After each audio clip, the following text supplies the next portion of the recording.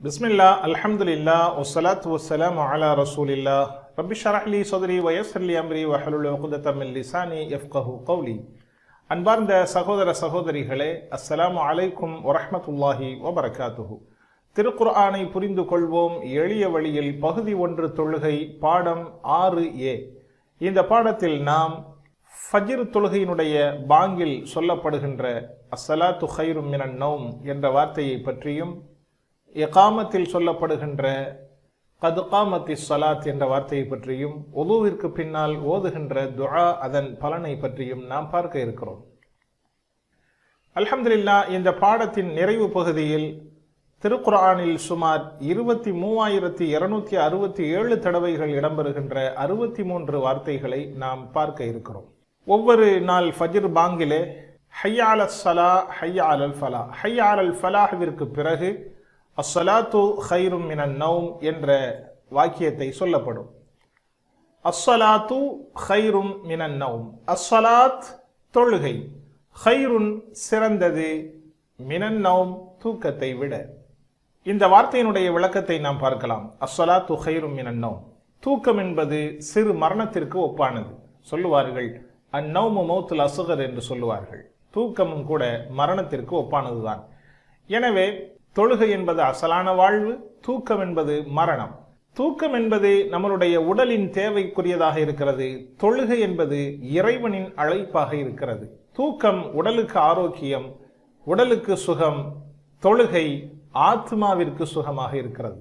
இந்த அடிப்படையில் எல்லா விதத்திலும் தொழுகை சிறந்ததாக இருந்தாலும், தூக்கம் உடலுக்கு ஆரோக்கியம் என்றாலும், ஃபஜ்ர் நேரத்தில் உறங்குகின்ற உறக்கம் உடலுக்கு மிகவும் கேடானது. அதிகாலை நேர தூக்கம் உடலுக்கும் மூளைக்கும் சோர்வை தரும். அதிகாலை விழித்தெழுவது உடலுக்கும் ஆரோக்கியம், மூளைக்கும் புத்துணர்ச்சி தரக்கூடியதாக இருக்கிறதை நாம் பார்க்கிறோம். எனவே ஃபஜ்ர் நேர உறக்கத்தை விட தொழுவது மிகச் சிறந்தது என்பதை நாம் புரிந்து கொள்வோம். இகாமத், ஜமாஅத் தொழுகை ஆரம்பமாக போகிறது என்பதை அறிவிப்பதற்கான அறிவிப்பு இகாமத். இந்த இகாமத்தினுடைய வார்த்தைகள் பாங்கினுடைய வார்த்தைகளை போன்றதே சொல்லப்படும் என்றாலும், ஹய்ய அலல் ஃபலாஹ்விற்கு பிறகு கத் காமத்திஸ் ஸலாத், கத் காமத்திஸ் ஸலாத் என்று 2 தடவை அழைக்கப்படும்.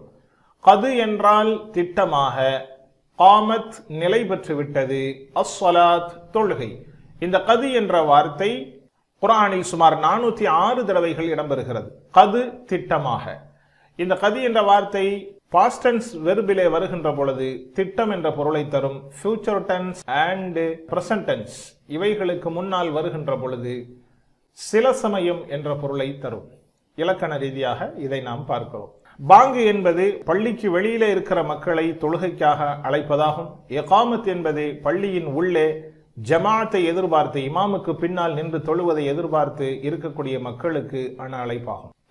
உதுவினுடைய துஆ, உது செய்யும் போது நாம் பிஸ்மில்லாஹ் என்று சொல்லி உதுவை செய்ய வேண்டும். நபிகள் நாயகம் ஸல்லல்லாஹு அலைஹி வஸல்லம் அவர்கள் சொல்லி தருகிறார்கள், உதுவினுடைய செயல்பாடுகளை முழுமையாக செய்து, உறுப்புகளை முழுமையான முறையிலே கழுகி உது செய்துவிட்டு, பரிபூர்ணமான முறையில் ஒருவர் உது செய்துவிட்டு உதுவுக்கு பின்னால் வரக்கூடிய துஆவை ஓதுவாரேயானால் அவருக்காக சுவனத்தின் 8 வாசல்களும் திறக்கப்படும். அதில் நாடியதில் வழியாக அவர் உள்ளே நுழையலாம் என்று நபி ஸல்லல்லாஹு அலைஹி வஸல்லம் அவர்கள் சொல்லித் தருகின்ற ஹதீஸ் திர்மிதி ஷரீஃபிலே இடம்பெற்றிருக்கிறது. அந்த துஆவினை நாம் பார்க்கிறோம். அஷ்ஹது அல்லா இலாஹ இல்லல்லாஹ், அஷ்ஹது நான் சாட்சி சொல்கிறேன், அன் என்று, லா இலாஹ வணக்கத்திற்குரியவன் யாரும் இல்லை, இல்லல்லாஹ் அல்லாஹ்வை தவிர. இந்த கலிமாவினுடைய படிப்பினை ஏற்கனவே நாம் பாங்கினுடைய வார்த்தைகளிலே அவைகளை பார்த்திருக்கிறோம். இருந்தாலும் சில விஷயங்களை இதிலே நாம் பார்க்கிறோம். கலிமா மரணத்தை நினைவு கூற வேண்டும். இந்த அஷ்ஹது அல்லா இலாஹ இல்லல்லாஹ் என்ற வார்த்தையை நாம் எப்பொழுதும் சொல்லிக்கொண்டே இருக்க வேண்டும். மரண தருவாயில் இந்த கலிமாவோடு மரணிப்பதற்கு அல்லாஹ்விடம் துஆ செய்ய வேண்டும்.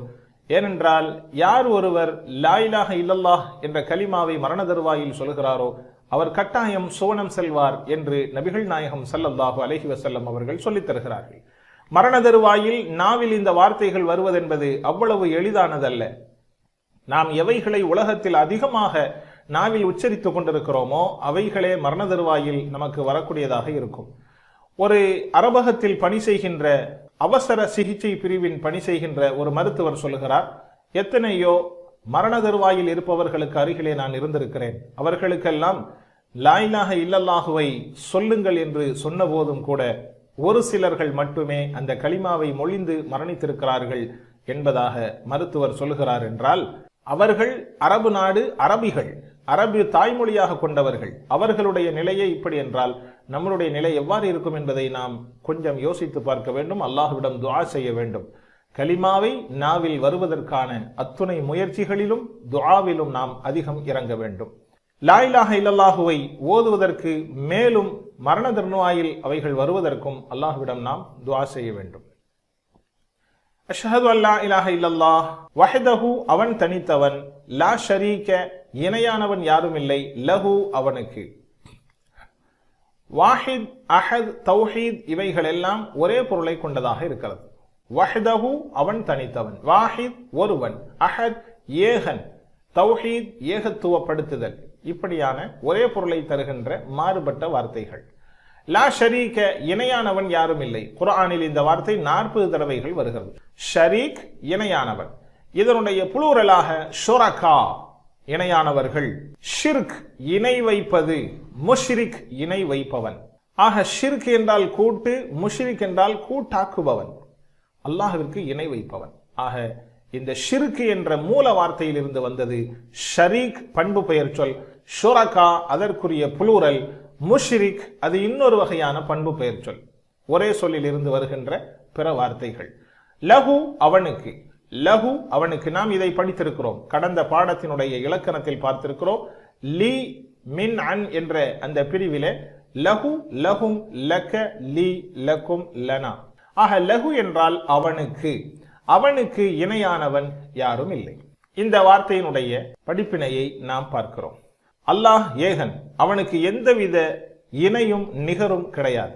இந்த வார்த்தையை அல்லாஹு தாலா இந்த கலிமாவில் திரும்ப திரும்ப சொல்ல வைக்கிறான். அஷ்ஹது அல்லா இலாஹ இல்லல்லாஹ், லா இலாஹ இல்லல்லாஹ், வணக்கத்திற்குரியவன் அல்லாஹுவை தவிர யாரும் இல்லை. வஹ்தஹு, அவன் தனித்தவன். லா ஷரீக், இணையானவன் யாரும் இல்லை. லா இலாஹ இல்லல்லாஹுவிலே ஒரு அழுத்தம், லா ஷரீ, வஹ்தஹு இரண்டாவது அவனை ஏகத்துவப்படுத்துகிறது, லா ஷரீக் மூணாவது ஏகத்துவப்படுத்துகிறது. ஆக திரும்ப திரும்ப அல்லாஹு தனித்தவன், ஏகன், ஒருவன் என்று இந்த கலிமாவில் அல்லாஹு சொல்ல வைத்திருக்கிறான் என்றால் அவன் சொல்ல விரும்புவது அவனுக்கு இணை கற்பிப்பதை ஒருபோதும் அல்லாஹ் நேசிக்க மாட்டான். எனவேதான் இந்த கலிமாவில் திரும்ப திரும்ப திரும்ப தௌஹீதை அல்லாஹ் இங்கே ஊர்ஜிதப்படுத்துகிறான், உறுதிப்படுத்துகிறான்.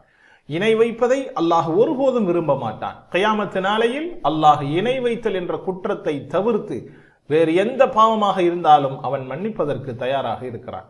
எனவே ஷிர்கின் அபாயத்தை நினைவில் வைத்தவர்களாக இந்த கலிமாவை நாம் சொல்ல வேண்டும். சொல்லுங்கள் பார்க்கலாம். வஹ்தஹு, அவன் தனித்தவன், லா ஷரீக, இணையானவன் யாரும் இல்லை, லஹு, அவனுக்கு. வஹ்தஹு, அவன் தனித்தவன், லா ஷரீக, இணையானவன் யாரும் இல்லை, லஹு, அவனுக்கு. வ அஷ்ஹது அன்ன முஹம்மதன் அப்துஹு வ ரசூலுஹு. வ அஷ்ஹது, மேலும் நான் சாட்சி சொல்கிறேன், அன்ன என்று, முஹம்மதன் முஹம்மது ஸல்லல்லாஹு அலைஹி வஸல்லம், அப்துஹு அவனுடைய அடியாராகவும், வ ரசூலுஹு மேலும் அவனது தூதராகவும் இருக்கிறார்கள். ஏற்கனவே நாம் வாஷஹது அன்ன முஹம்மதன் ஆகிய வார்த்தைகளை பார்த்திருக்கிறோம். இங்கே அப்துஹு வ ரசூலுஹு.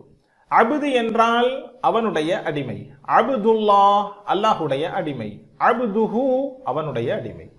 ஆக இந்த ஹூஹும் கயிக்கும் நா மிக முக்கியமான வார்த்தைகள். குர்ஆனில் 10,000 தடவைகள் வருகின்ற பிரதி பெயர் சொல்லினுடைய ஒரு வகை. வ ரசூலுஹு மேலும் அவனுடைய திருத்தூதர். ரசூல் தூதர், அதனுடைய புளூரல் ருசுல். இந்த கலிமாவை பற்றிய படிப்பினையை நாம் பார்க்கலாம். வஅஷ்ஹது அன்ன முஹம்மதன் அப்துஹு வ ரசூலுஹு. இங்கே அப்து என்ற வார்த்தையை அதிகப்படியாக சொல்லப்பட்டிருக்கிறது.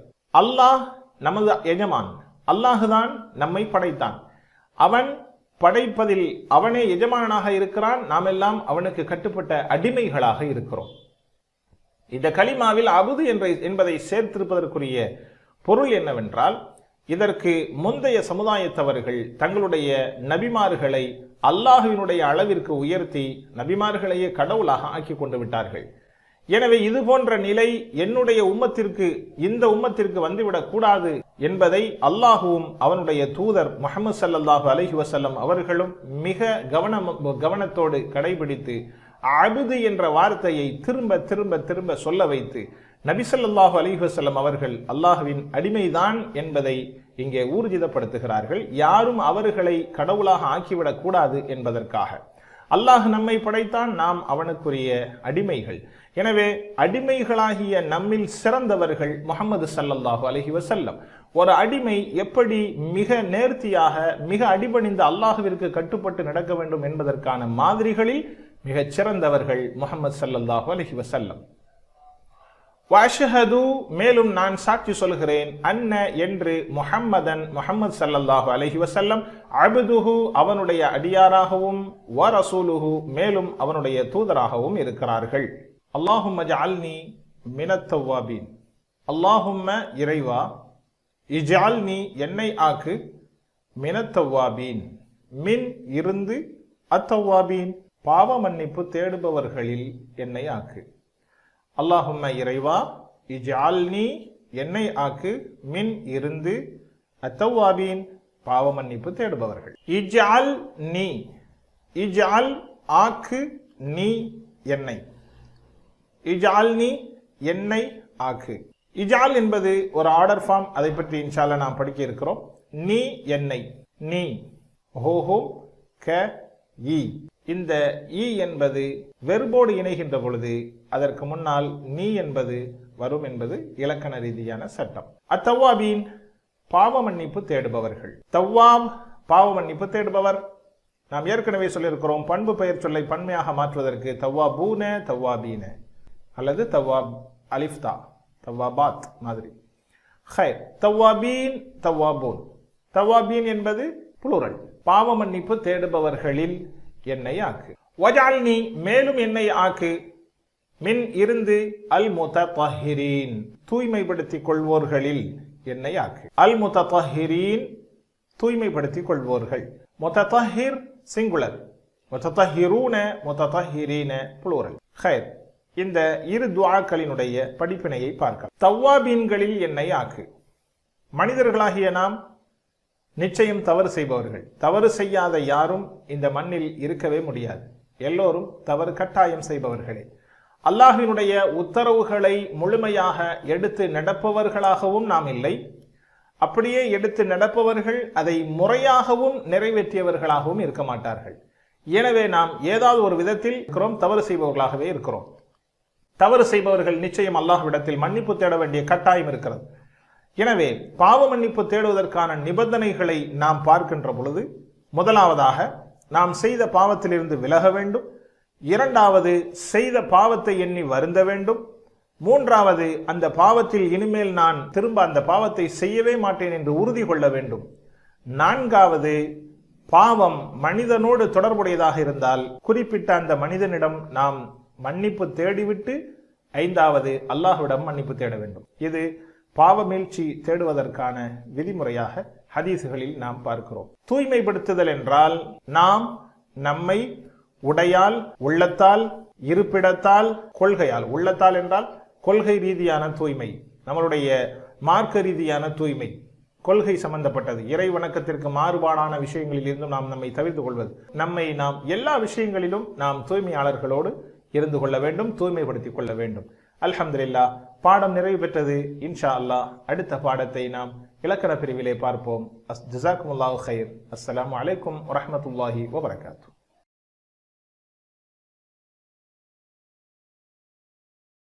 பிஸ்மில்லாஹ், அல்ஹம்துலில்லாஹ், வஸ்ஸலாத்து வஸ்ஸலாமு அலா ரசூலில்லாஹ். ரப்பி ஷ்ரஹ் லி ஸத்ரி வ யஸ்ஸிர் லி அம்ரி வஹ்லுல் உக்ததம் மின் லிசானி யஃப்கஹு கௌலி. அன்பார்ந்த சகோதர சகோதரிகளே, அஸ்ஸலாமு அலைக்கும் வரஹ்மத்துல்லாஹி வபரகாத்துஹு. திருக்குர்ஆனை புரிந்து கொள்வோம் எளிய வழியில் பகுதி 1 தொழுகை பாடம் 6B இலக்கண பிரிவு.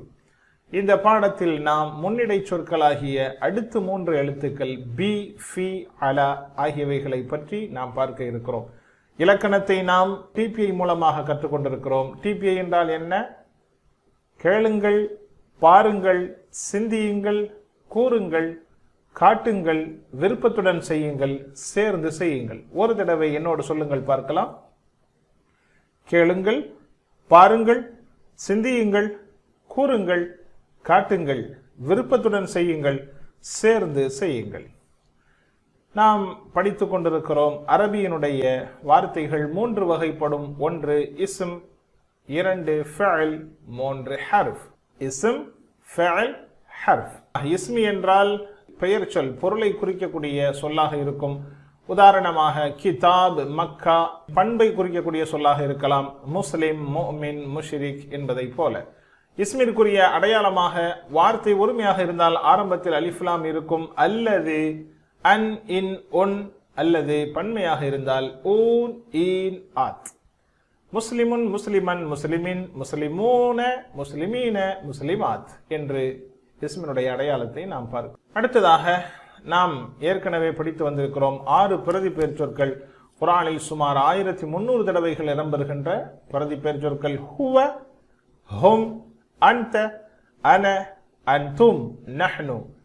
ஹுவ அவன், ஹும் அவர்கள், அன்த நீ, அன நான், அன்தும் நீங்கள், நஹ்னு நாங்கள். சொல்லுங்கள் பார்க்கலாம். ஹுவ ஹும், அன்த அன, அன்தும் நஹ்னு. இதே போன்று பிரதி பெயர் சொல்லினுடைய இன்னொரு வகையாக ஹூ, ஹும், க, இ, கும், நா. இவைகள் குர்ஆனில் வரிக்கு வரி வரக்கூடிய வார்த்தைகளாக 10,000 தடவைகள் இந்த குர்ஆனிலே இவைகள் இடம்பெற்றிருக்கிறது என்பதை பார்த்தோம். அவ்வளவு முக்கியமான வார்த்தைகள் இவைகள். ஹூ அவனுடைய, ஹும் அவர்களுடைய, க உன்னுடைய, இ என்னுடைய, கும் உங்களுடைய, நா எங்களுடைய. ஹூ, ஹும், க, இ, கும், நா. இவைகளை தனி வார்த்தைகளோடு சேர்த்து பார்த்திருக்கிறோம். ரப்புஹு, தீனுஹு, கிதாபுஹு என்றெல்லாம் நாம் படித்தோம். ரப்புஹு அவனுடைய இறைவன், ரப்புஹும் அவர்களுடைய இறைவன், ரப்புக்க உன்னுடைய இறைவன், ரப்பி என்னுடைய இறைவன், ரப்புக்கும் உங்களுடைய இறைவன், ரப்புனா எங்களுடைய இறைவன். நன்றாக சொல்லுங்கள் என்னோடு ஒரு தடவை. ரப்புஹு, ரப்புஹும், ரப்புக்க, ரப்பி, ரப்புக்கும், ரப்புனா என்பதை போல. நேற்றைய தினத்திலே நாம் பார்த்தோம் முன்னிடை சொற்கள் 3 வார்த்தைகளை படித்தோம். லி, மின், அன் ஆகிய வார்த்தைகளை படித்தோம். இவைகள் இந்த பிரதி பெயர் சொற்களோடு இணைந்து குர்ஆனில் சுமார் 5000 தடவைகள் வரக்கூடியதாக நாம் பார்த்தோம். இந்த ஹூஹும், க, இ, கும்னா ஆகியவைகளோடு இந்த 3 எழுத்துக்களும் இணைந்து 5000 தடவைகள் ஏறத்தாழ குர்ஆனிலே இடம்பெறுகிறது. அசலிலே லி என்றிருந்தாலும் இந்த பிரதி பெயர் சொற்களோடு ஹூஹும், க, நா ஆகிய வார்த்தைகளோடு ல என்று நாம் படிக்க வேண்டும் என்பதை பார்த்தோம். லஹு, லஹும், லக, லனா. லீ என்பது அது யாவுக்காக இயற்கையிலேயே அது லீயாக மாறிவிடுகிறது. ஹைர். லீ என்றால் பொருள். இக்கு காக அல்ஹம்துலில்லாஹ் அனைத்து புகழ் மற்றும் நன்றி அல்லாஹ்விற்காக. அடுத்து மின் என்றால் இருந்து. அஊது பில்லாஹி மினஷ் ஷைத்தான் ரஜீம் என்பதை உதாரணமாக பார்த்தோம். விரட்டப்பட்ட ஷைத்தானிடம் இருந்து அல்லாஹ்விடம் நான் பாதுகாவல் தேடுகிறேன். அன் என்றால் பற்றி. உதாரணமாக ரலியல்லாஹு அன்ஹு அவர்களை அல்லாஹ் திருப்தி கொண்டான், ரலியல்லாஹு அன்ஹா அவர்களை அல்லாஹ் திருப்தி கொண்டான் என்றெல்லாம் நாம் பார்த்தோம். இன்றைய பாடத்தில் நாம் படிக்க இருக்கக்கூடிய எழுத்துக்கள் பி, ஃபி, அலா. முன்னிடை சொற்களில் அடுத்த 3 எழுத்துக்கள். இவைகள் ஹுரூஃபுல் ஜர்.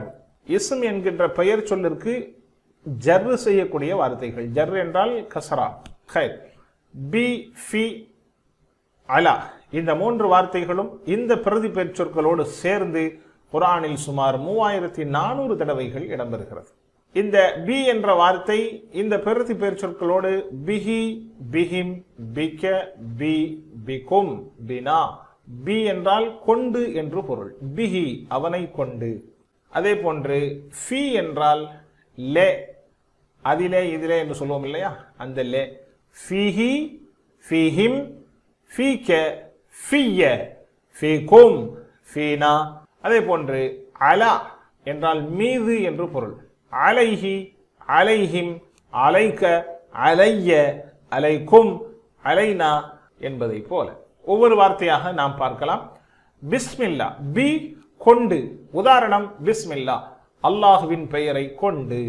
பிஹி, பிஹிம், பிக, பி, பிகும் பினா, பிஹி அவனை கொண்டு, பிஹிம் அவர்களை கொண்டு, பிக உன்னை கொண்டு, பி என்னை கொண்டு, பிகும் உங்களை கொண்டு, பினா எங்களை கொண்டு. இன்னொரு தடவை சொல்லுங்கள். பிஹி அவனை கொண்டு, பிஹிம் அவர்களை கொண்டு, பிக உன்னை கொண்டு, பி என்னை கொண்டு, பிகும் உங்களை கொண்டு, பினா எங்களை கொண்டு. சொல்லுங்கள் பார்க்கலாம். அரபியை மாத்திரம். பிஹி பிஹிம், பிக பி, பிகும் பினா. ஆக பிக்கு உதாரணம் கொண்டு என்று பொருள். உதாரணம் பிஸ்மில்லா, அல்லாஹுவின் பெயரை கொண்டு. அடுத்ததாக ஃபி. ஃபி என்றால் இல், லே, அதில், இதில், அதிலே, இதிலே என்ற பொருளுக்காக இந்த ஃபீயை புழங்கப்படுகிறது. ஃபீக்கு உதாரணமாக ஃபீ சபீலில்லா, அல்லாஹுவின் பாதையில், அல்லாஹுவின் பாதையிலே என்று சொல்லப்படும்.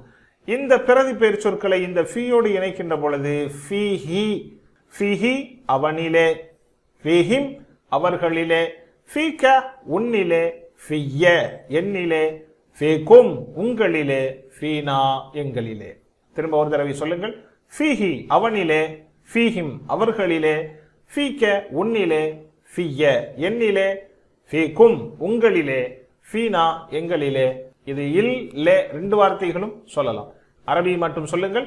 ஃபீஹி ஃபீஹிம், ஃபீக ஃபிய்ய, ஃபீகும் ஃபீனா. ரெண்டு விதமாகவும் நாம் தமிழிலே புழங்குகிறோம். அதில், அதிலே ரெண்டு விதமாக புழங்குகிறோம். ரெண்டையும் நாம் இதிலே பயன்படுத்திக் கொள்ளலாம். ஃபீக்கு உதாரணம் ஃபீ சபீலில்லா. அடுத்ததாக இந்த இரண்டு வார்த்தைகளையும் ஒரு புது வகையான வார்த்தையோடு சேர்த்து நாம் உரைநடையை நாம் பார்க்கிறோம்.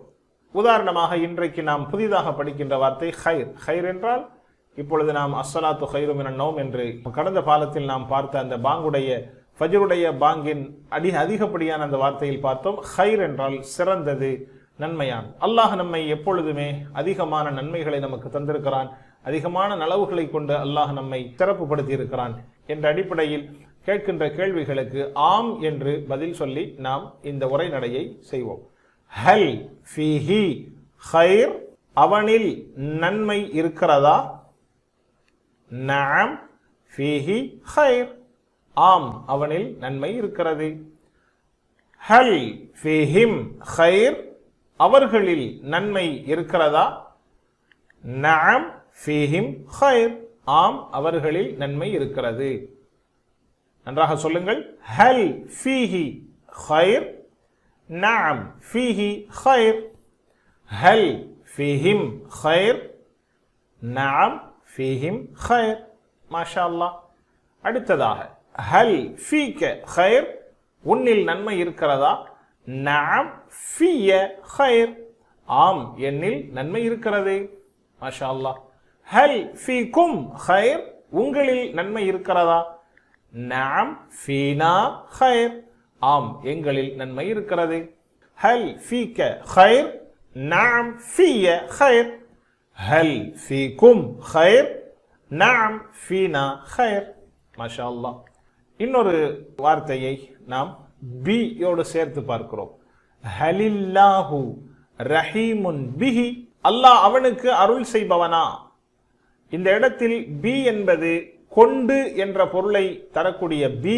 இந்த இடத்தில் இது போன்ற வார்த்தைகளுக்கு தோதுவாக பிக்கு லீ உடைய பொருளை கொடுக்கப்படும். உதாரணமாக அரபியில் பல வார்த்தைகளுக்கு இடத்திற்கு தோதுவான மாறுபட்ட வார்த்தையின் பொருளையும் கொடுக்கப்படும். இதை பற்றி இன்ஷா அல்லாஹ் பின்னால் நாம் பார்க்க இருக்கிறோம். ஹலில்லாஹு ரஹீமுன் பிஹி, அல்லாஹ் அவனுக்கு அருள் செய்பவனா. நஅம் அல்லாஹு ரஹீமுன் பிஹி, ஆம் அல்லாஹ் அவனுக்கு இரக்கம் காட்டுபவன். இந்த இடத்தில் நஅம் அல்லாஹு ரஹீமுன் பிஹி, ஆம் அல்லாஹ் அவனுக்கு இரக்கம் காட்டுபவன். ஹலில்லாஹு ரஹீமுன் பிஹிம், அல்லாஹ் அவர்களுக்கு அருள் பாலிப்பவனா. நஅம் அல்லாஹு ரஹீமுன் பிஹிம், ஆம் அவர்களுக்கு அல்லாஹ் அருள் பாலிப்பவன். மாஷா அல்லாஹ். அரபியை மட்டும் சொல்லுங்கள். ஹலில்லாஹு ரஹீமுன் பிஹி, நஅம் அல்லாஹு ரஹீமுன் பிஹி. ஹலில்லாஹு ரஹீமுன் பிஹிம், நஅம் அல்லாஹு ரஹீமுன் பிஹிம். மாஷா அல்லாஹ். ஹலில்லாஹு ரஹீமுன் பிக, அல்லாஹ் உனக்கு அருள் பாலிப்பவனா. நஅம் அல்லாஹு ரஹீமுன் பி, ஆம் அல்லாஹ் எனக்கு அருள் பாலிப்பவன். பிக என்பதற்கு பி என்பது பதிலாக வர வேண்டும்.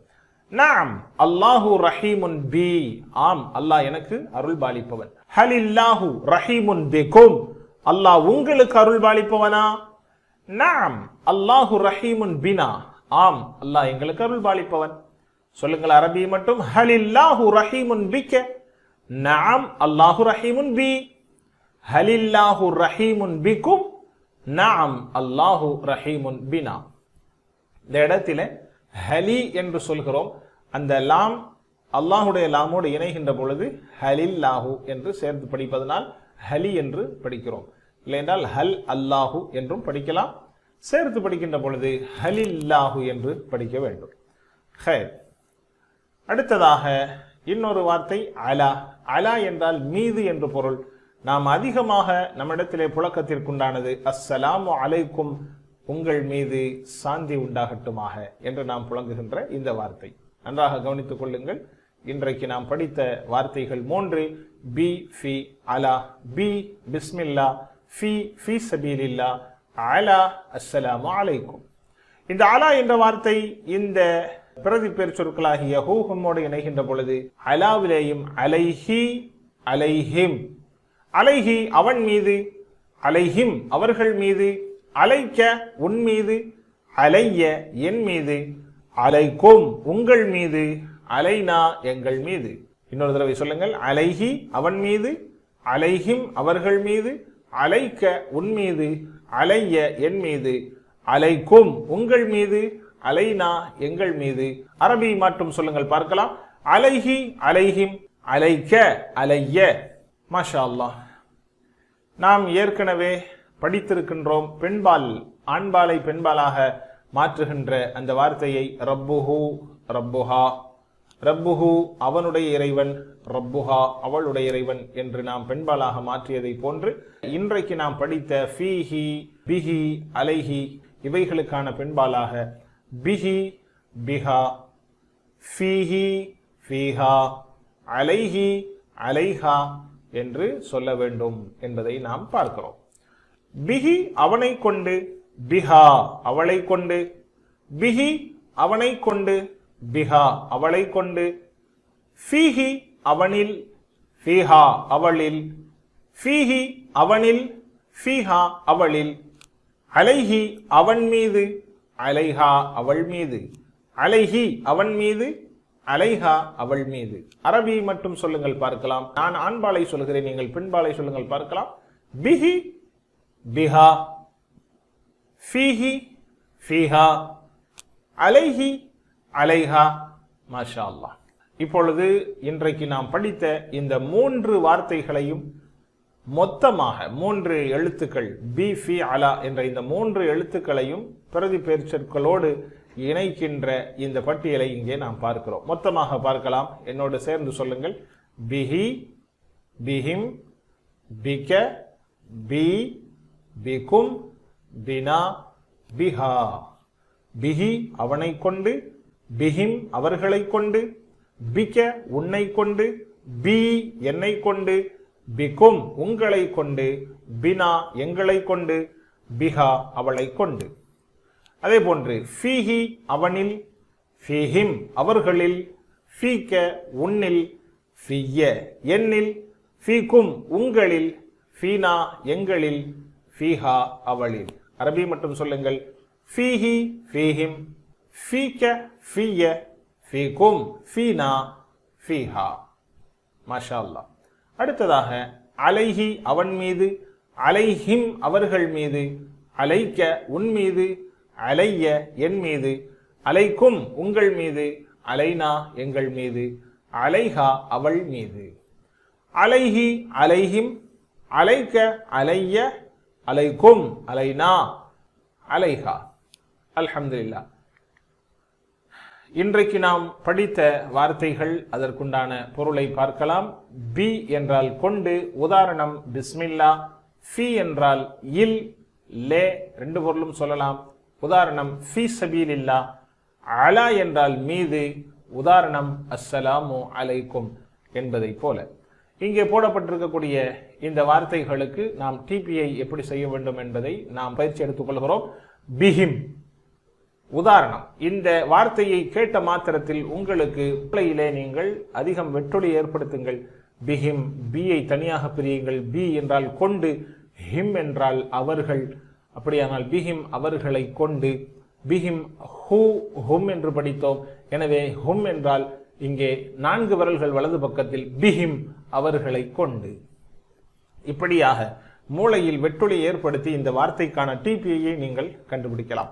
ஃபீக்கும் உங்களில், கும் ஹூ ஹும் க இ கும், ஃபீக்கும் உங்களில், அலைஹி அவன் மீது. மாஷா அல்லாஹ். இங்கே பாருங்கள், இங்கே டிபிஐ உங்களுக்கு காட்டப்படுகிறது. அல்ஹம்துலில்லாஹ். கற்றல் குறிப்பாக இன்றைக்கு நாம் பார்க்கக்கூடிய விஷயங்கள், மனிதன் பெரும்பாலும் நாம் நண்பர்களிடத்திலே பெரும்பாலான விஷயங்களை மறந்து விடுகிறோம் என்பதாக நாம் தெரியப்படுத்துகிறோம். மறதி என்பது நமக்கு மனிதனுக்கான மிக முக்கியமான ஒரு பலகீனம். மறதி எல்லோருக்குமே இருக்கும், மறதி இருந்து கொண்டேதான் இருக்கும். இப்பொழுது மறதி குறித்து நாம் ஒரு அறிவியல் வழிகாட்டுதலை பார்க்கிறோம். மறதி ஏற்படாமல் இருப்பதற்காக என்ன செய்வது என்கின்ற அந்த வழிமுறையையும் நாம் இன்றைக்கு கற்றல் குறிப்பிலே பார்க்கிறோம். எதை கற்றாலும் நாம் மறந்துவிடக்கூடும். ஆக மீள்பார்வை அவசியம். மறந்து விடாமல் இருப்பதற்காக திரும்ப திரும்ப அந்த மீள்பார்வை என்பது நமக்கு அவசியமான ஒன்றாக இருக்கிறது. மீள்பார்வை முக்கியம்தான். எந்த அடிப்படையில் மீள்பார்வை செய்வது என்பது மிக முக்கியமாக இருக்கிறது. மீள்பார்வை என்றால் அதற்கென ஒரு வரைமுறையும் அதற்கென ஒரு திட்டம் வகுத்தலும் வேண்டும். உதாரணமாக, நாம் ஒரு 100 விஷயங்களை நாம் படிக்கின்ற பொழுது ஒரு நாள் அந்த 100 விஷயம் இருக்கும். 1 மணி நேரத்தில் அந்த 100 விஷயங்களில் 70 விஷயத்தை நாம் மறந்து விடுகிறோம். 1 மணி நேரம் கழித்து திரும்ப மீள்பார்வை செய்கின்ற பொழுது அன்றைய நாள் முழுவதும் அந்த 100 விஷயங்கள் நினைவில் இருக்கும். ஒரு நாளுக்கு பிறகு அதிலே 70% நாம் மறந்து விடுகிறோம். ஒரு நாளைக்கு பிறகு திரும்பவும் ஒரு தடவை மீள்பார்வை செய்கின்ற பொழுது ஒரு வாரத்திற்கு அந்த 100 விஷயங்களும் மனதிலே தங்கியிருக்கும். ஒரு வாரத்திற்கு பிறகு நாம் 70% மறந்து விடுகிறோம். பிறகு ஒரு தடவை மீள்பார்வை செய்தால் ஒரு மாதத்திற்கு அவைகள் நம்மிடத்திலே இருக்கும். ஒரு மாதத்திற்கு பிறகு 70% மறந்து விடுகிறோம். பிறகு ஒரு தடவை மீள்பார்வை செய்தால் 6 மாதத்திற்கு அவைகள் மறக்காமல் இருக்கும். அடுத்து ஒரு தடவை நாம் மீள்பார்வை செய்ய வேண்டும். இப்படியாக 6 மாதத்திற்கு ஒரு தடவை மீள்பார்வை மிகவும் அவசியமானதாக இருக்கிறது. மறதியும் இறைவனினுடைய அருள்கொடையே. ஞாபகப்படுத்திக் கொள்ள இறைவன் மூளைத்திறனும் அல்லாஹு தந்த அருள்கொடையே. எனவே நம்மளுடைய மூளைத்திறனை பயன்படுத்தி செய்திகளை, படித்தவைகளை மறக்காமல் இருப்பதற்கு நாம் முயற்சிக்க வேண்டும். எப்படி நாம் மறக்காமல் இருப்பதற்கு என்ன செய்ய வேண்டும் என்பதை பற்றி தெரிந்து கொண்டோம். அடுத்த பாடத்தில் இன்ஷா அல்லாஹ் இன்னும் விளக்கமாக தெரிந்து கொள்ள இருக்கிறோம். அல்ஹம்துலில்லாஹ். இந்த 6ஆம் பாடத்தினுடைய இறுதியில், நிறைவில் 63 வார்த்தைகளை படித்திருக்கிறோம். அவை குர்ஆனில் சுமார் 23,267 தடவைகள் இடம்பெறுகின்ற வார்த்தைகளாக இருக்கிறது. வீட்டு பாடங்களை கவனமாக வைத்துக் கொள்ளுங்கள். அதே போன்று அல்லாஹ்விடத்திலே ரப்பி ஸித்னி இல்மா என்ற துஆவை அதிகம் கேளுங்கள். பாக்கெட் டைரியை எப்பொழுதும் கூடவே வைத்துக் கொள்ளுங்கள். நீங்கள் ஆசிரியராக ஆகுவதற்காக, நீங்கள் கற்றல் அவசியம், ஆசிரியராக ஆகுவதற்காக வேண்டி நன்றாக படித்துக் கொள்ளுங்கள். அல்லாஹ்விடத்தில் துஆ செய்யுங்கள். இறைவன் நமக்கு அருள் புரிவானாக. அல் குர்ஆனை ஓத, விளங்க, சிந்திக்க, செயல்படுத்த, பரப்ப, மனனம் செய்ய. சுப்ஹானல்லாஹி வ பிஹம்திஹி, சுப்ஹானக்கல்லாஹும்ம வ பிஹம்திக், நஷ்ஹது அல்லா இலாஹ இல்லா அன்த, நஸ்தக்ஃபிருக வ நதூபு இலைக். அஸ்ஸலாமு அலைக்கும் வ ரஹ்மத்துல்லாஹி வ பரகாத்துஹு.